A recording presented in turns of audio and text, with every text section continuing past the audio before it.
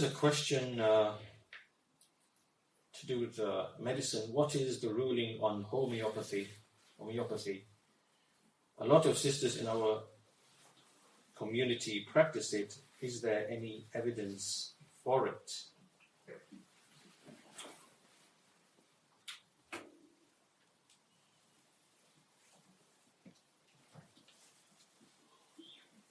Okay, so the answer to this question would be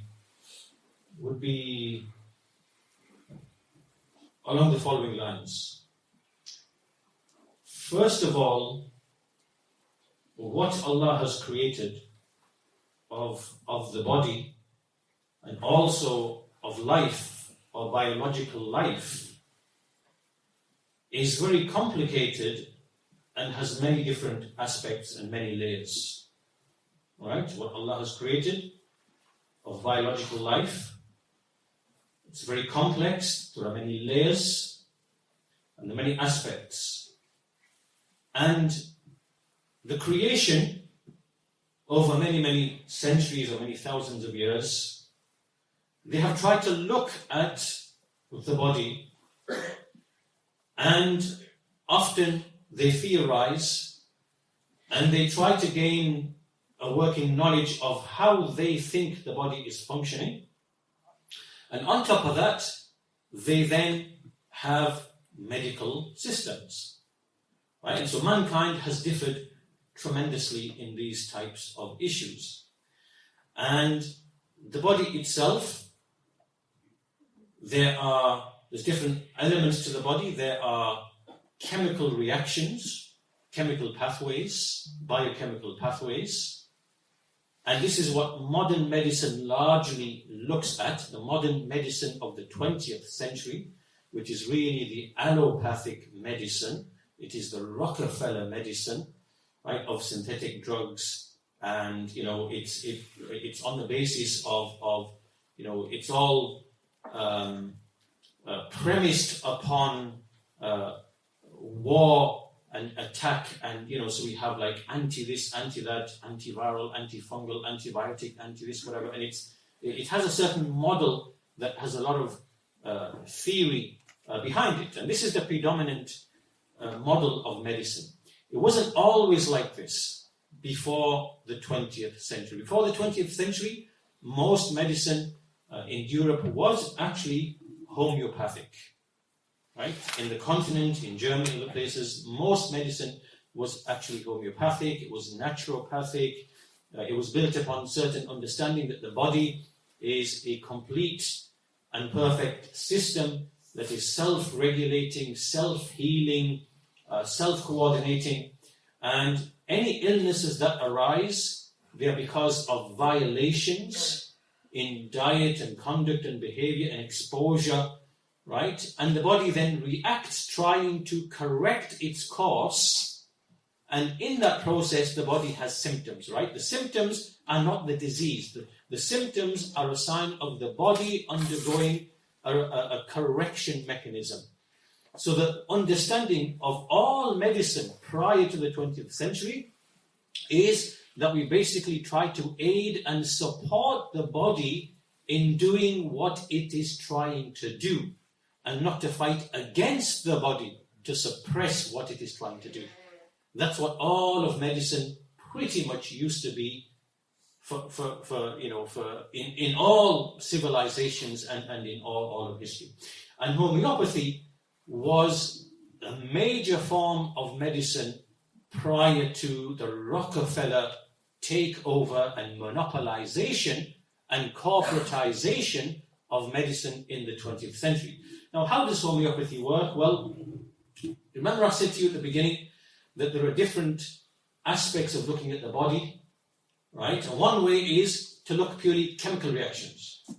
Chemical reactions, biochemical pathways, right? And you look at, okay, where can we intervene to inhibit a certain chemical reaction, right, in order to inhibit the symptoms, right? This is Rockefeller medicine. This is 20th century corporatized, medicine, right? How can we intervene in biochemical reactions and to create drugs right, and patent those drugs. This is patentable medicine of the 20th century. But this is only a very narrow-minded view of the body, because the body is much more than just biochemical reactions, right? So this type of medicine is very reductionist. It reduces it down to like one narrow element.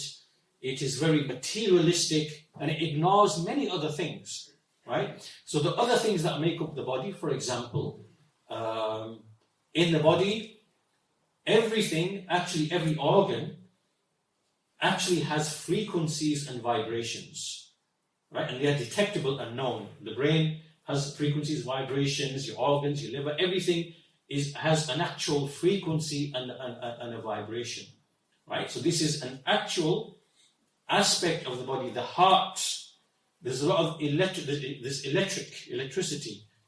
Your body runs on electricity, right? And so there's waves, there's frequency. Somehow the body is able to generate power. Have you ever thought, how on earth how can a battery, say for example, for a Tesla, for example, right? It needs to be charged all the time and whatever. But how can a man, right, lift weights and lift all sorts throughout the whole of the day and not actually feel tired? And all the functions of the body, like, where's the battery in him? Where's the energy actually coming from? Where's it actually coming from? Right?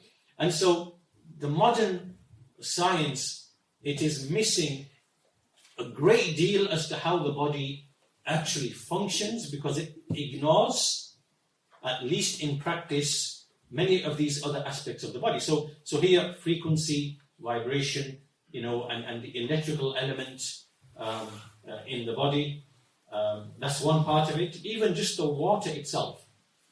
Water itself is another neglected topic, because there's more to water than what we actually think, right? And water is, as they say, 70-80% of the body.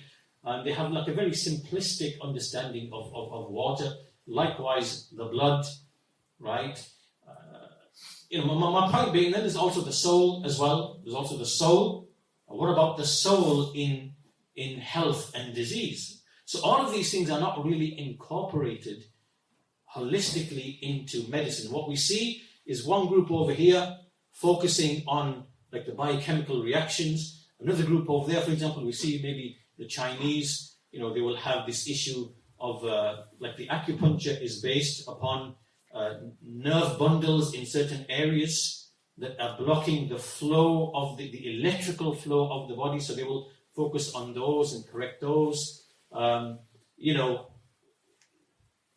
you have different people who focus upon the actual structure of the body, the skeleton, and how that can lead to illnesses. So the point being, there are so many different ways and means, and no one can say this is wrong and this is right, because this all goes back down to experience and what people have found to be beneficial through empirical means, meaning through actual empirical experience. So no one can say, oh, this is snake oil medicine, and this is real medicine, and this is. You can't really say that, because if you wanted to go down that route, and you wanted to follow, if you wanted to use modern medicine as the basis, then you would have to deny the prophetic medicine. You would have to deny hijama as being quackery. Right? You'd have to deny many of the authentic narrations of the Messenger of Allah that have come, which contain cures for certain things. Right? You have to deny them and dismiss them. Why? Oh, well, because we don't have randomized controlled trials. We don't have this. You can't speak like that. Right? Medicine works on tajriba, on actual experience. Right? And you can't deny the experience of people, of societies, of nations in their medicine. So coming back to the issue of homeopathy, the way homeopathy works is on the principle of it actually comes back down to actual vibrations and putting things into water in terms of the frequency and the vibration of water. Right? So they put, certain things, they dilute it and keep diluting it, because it's not the actual molecule, but what the molecule imparts to the water of frequencies and vibrations, which when you consume, it then alters the environment in your body, right, to allow the cells to function in the right, in the right way. So anyhow, the point being that there's a particular underlying theory or understanding upon which homeopathy is actually built.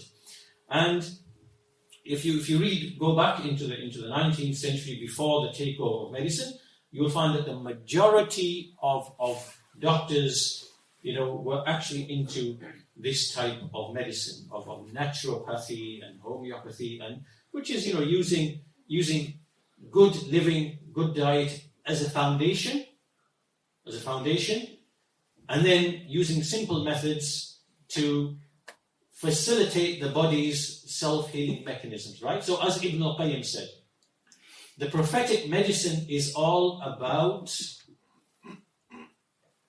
living healthily, eating healthily, having optimism, right? All the basic things. And if you live that life like Bedouins live a simple life, then you will only suffer simple diseases which last a very short time and resolve very quickly, right? And this is the basis of the prophetic medicine, right? Eat little, sleep well, be active, be optimistic, eat small in quantity but nutritious, like all those other things that we find, right? Try to go hungry, right? So if you want to live that life, then the type of medicine that you will need will correspond to that type of life. And that's why, as Ibn al-Qayyim says, when you go to the Bedouins who are living away from the cosmopolitan societies, right, they're eating simple foods, whatever, their illnesses are very simple, very short-lived, they hardly need any treatment. But if you go in the cities where every type of food is available and you're eating lots of different foods and things like this, then the type of illnesses will correspond to that, and you will have complex illnesses, right? And so this is why today, the lifestyle of today is exactly this, right? These are these are diseases that relate to the way you actually live. And that's why you will see a transition from like the 18th, 19th century, where most of the diseases were basically what we can call the dirt diseases, right? The diseases where you don't have clean water, you don't have good nutrition, you're living in filth, you don't have lavatories, you don't have sewage systems, right? And so the type of illnesses you are going to get the poxes, right? Where basically your body has been poisoned with maybe arsenic or lead or other things, and your body's trying to get them out of the body. Right, it's trying to expel them through the quickest route possible, which is through the skin or the lymph nodes or whatever it might be. And all the other diseases, the poxes, the scarlet fever and this and that, whatever, right? But as soon as social changes were made in societies, right, all of these diseases basically disappeared. And that's why when you look at the graphs of the early 20th century, where you start when all these social reforms were made in Europe and other places, expanding the roads so they're wider, the sewage systems, water into the house, lavatories, focusing on better nutrition. This is why those so-called alleged infectious diseases, they all basically virtually disappeared, or they became more or less harmless, except to severely compromised, children or people. Right? The rates just simply disappeared like this. Before vaccination and any mass vaccination, they just disappeared like that, which showed that these were diseases of society, of the way of living, of the circumstances, and that's what eliminated these diseases. Right? Do not believe the propaganda of the serum pushers, the vaccine pushers, the pus injectors. All of this is propaganda and it is lies. Right? I give the example many times. This is like the man who goes to an ocean, and as the tide comes in and it's ready to go back out again, he takes his bucket and he basically starts taking the water and throwing it, and then he claims, my bucket is what made the tide go away. Right? The tide's already going out. The tide's going to go out anyway. Right? But he's trying to deceive people, make them think, oh, my bucket, because I was taking the water, whatever, I made the tide go back. And that's what the propaganda and the lies of the vaccine pushers, they claim that they eliminated all of these so-called alleged infectious diseases. This is kadhib, this is propaganda. Right? And many of the doctors now, they are becoming aware that they have been hoodwinked and they've been lied to, right, about this particular issue. Because the propaganda is so basically great. So from that, when there were mostly these types of diseases, we've now moved to another category of diseases, which are metabolic diseases. Right? So we've gone away from the era of the dirt diseases. Why? Because in most nations, especially in the Western nations, we live in clean houses, there is sewage, there's clean water, there's better nutrition, all of these social things that have eliminated those illnesses. The only places those illnesses are still present are in undeveloped countries like, in Africa, India, South, America, where they don't have clean water, right? They don't have sewage systems. That is the actual reason why you still have those types of diseases in those African countries, right? That's the real reason. It's not because of any virus or any like this or whatever, any germ, whatever. It's because they do not have the same social changes that happened in Europe, right? They don't have those changes, right? And yet we see these people, these so-called philanthropists, they come from the West and they say, well, we want you to accept LGBTQ, or we want you to take these injections, but they will never do anything to actually change the infrastructure. Why don't you give them clean water then? Why don't you take, say, we'll take billions and we'll give this particular African nation, we'll change its entire water structure, we'll give it a water supply, clean water supply, right? Why do you do that then? Why do you do that? You will see that the diseases will disappear. Why are you doing that? Why are you saying, you've got to accept LGBTQ, or you've got to accept our injections, and, the World Bank will give you a loan, or the IMF will give you a loan, so your people can be, will have to pay taxes for decades afterwards just to pay for these drugs that we're giving you, or these injections that we're giving you. And, at the same time, these are population reductionists as well at the same time. So the whole thing, you can see, it's a bit of a, But as I said, those diseases have largely gone. The new type of disease, the new era of disease is the era of metabolic syndrome. What does this mean? It means that we are eating chemicalized food, industrialized food. This is not real food. It's the big corporations have taken control of food production. We have pesticides, fertilizers. We have, depletion of the soil. And then also we are eating complex, we are eating so many different types of foods in the same meal that people will inevitably develop what we call a metabolic syndrome, right? The metabolics, the metabolism is not working that it ought to be because of all of these assaults upon the body. So this is why we have heart disease, we have cancers, right? We have diabetes, right? These are failings of the actual, the metabolism of the body, right? This is the era of these types of disease that we're living in. And so, if you want to live that type of lifestyle, then, to be honest, the only medicine that's going to be applicable to you is the modern medicine.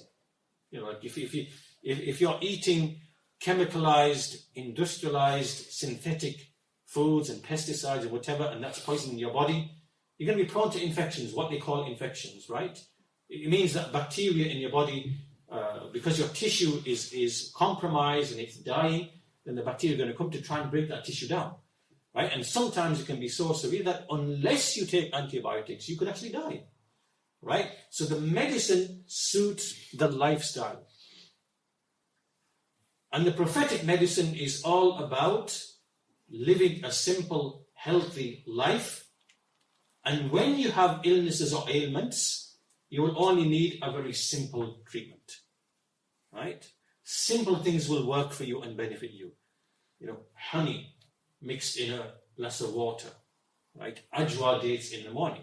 Right? Because your body is maintained in a way that it is receptive to the prophetic medicine. Do you understand? Right? So coming back to this issue of homeopathy, then of course it's a medical system. There's nothing unlawful about homeopathy. Yes, they have their underlying theory and their understanding of the body, and there is a basis, for what they say. There is some kind of evidence or research for what they say, and so we can't dismiss and start, looking from the lens of the allopathic medicine, ridicule these people like what we find, amongst the non-Muslims or people who are taught in the allopathic kind of medicine. No, we don't do that, because medicine varies, as Ibn al-Qayyim says, that every nation has its own experience, has its own understanding of medicine, and they take from their environment, medicine from the animals, or from the herbage, or from just their experience, what they find to be effective from their experience. So we can't come along and now, go to some tribe, who's in South America in a jungle somewhere, or whatever it might be, and they know from the environment what works for them. We can't say to you, you're backward, where's your peer-reviewed, paper, or where's your randomized controlled trials? You can't make those stipulations upon these people. This is just arrogance, right? And this is not a condition for medicine. Medicine is built upon tajriba. It's built upon experience, and that experience can be personal. It can be personal, right? And sometimes it's like medicine is like the layers of an onion. Imagine medicine and what's happening in the body is like the layers of an onion, right? And I'll give you one example of an illness, right? There used to be an illness called pellagra. It's a disease called pellagra, and this disease was thought to be an infectious disease because there were certain symptoms: a skin rash, right, dermatitis, diarrhea. You get diarrhea. There would be dementia, right, and people would obviously die as well, right? So now, if you come and look at this disease from the angle of there's some infectious agent moving around and whatever, then what you're going to do is you are going to develop a drug or something powerful, antibiotic, and then give that to the people. And if you imagine the layers of an onion, your point of intervention is like towards the surface level of the onion, right? Because you are really coming to the last stages, or the last stage of where the symptoms are manifesting, right? But with pellagra, what was discovered, which is now known and established, is that this was simply a deficiency of a B vitamin. That's all it was, right? It was simply a deficiency of a B vitamin, right? So that's the asl. This is like the inner layer of the onion, right? The inner layer of the onion. So all you had to do is give this village or this population, give them high dosage, that particular B vitamin, and very shortly the illness will resolve and it will disappear, and that will be the end of it. And the reason why they got that illness is because in their diet, the type of food they were eating, they were chronically deficient of that particular vitamin, right? So medicine or the body is like the layers of an onion, right? And different theories, different understandings of medicine, they will have their particular intervention point, right? And the more insightful the medicine, then the closer to the center of the onion will be the intervention point. And that's why you have different doctors, and that's why you'll see different doctors. One doctor will come along and you'll see some guy with some sort of like, infection, whatever. He'll say, like, drop him with antibiotics. So he'll be given the antibiotics. It'll kill off the bacteria that were trying to do something meaningful. It won't solve the underlying problem, but it will remove the apparent symptoms, right? The problem is still there in his body. And maybe it will come and surface in some other form later on down the line. You'll have another doctor and you'll say, well, okay, it seems to me that you have a deficiency for such. You'll give him, a supplement to take, whatever, and that disease will be gone and it'll never return again. Right? This is in the experience of people.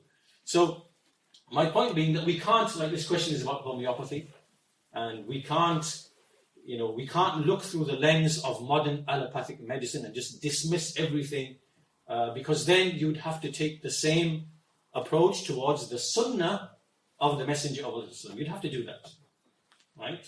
You'd have to dismiss it as quackery or something, and this is not correct and this is not true. So the ruling on homeopathy, it is just another system of medicine. Also, what I want to mention as well is sometimes you have systems of medicine which observationally they might be true, but that particular civilization has added a layer of philosophy or belief that then confuses it a little bit, right? Even though the thing, from a purely physical point of view, it's actually true, right? So that's why you see, like in Chinese medicine or whatever medicine, right? Like when they speak about the acupuncture and the nerve issues, that's actually true, right? There is electrical energy flowing through your body, and there can be localized blockages. But then they might add some like philosophy or something on top of that, right? Yin and yang and this and that, whatever, right? So here we have to eliminate the philosophy, but the physical workings, there is truth in that. You understand? Right? But here homeopathy, as far as I can see, it doesn't contain any of these kind of beliefs or philosophies. It's an understanding of how the body and the water in the body, how it operates and how it functions. And, you can take certain molecules that have certain frequencies and vibrations, you can put them in water, dilute it all over again, and that water now has some record, or has some frequencies and vibrations, which then when you drink it, that then it expands and goes to other places, and it alters the environment, right? And that's how the healing or the cure basically it happens. And so we can't dismiss that and say that's not true. This is what medicine used to be, and it was used to great effect. And even today, many people they use it very effectively. So that's what we can say on this particular question, and Allah knows best.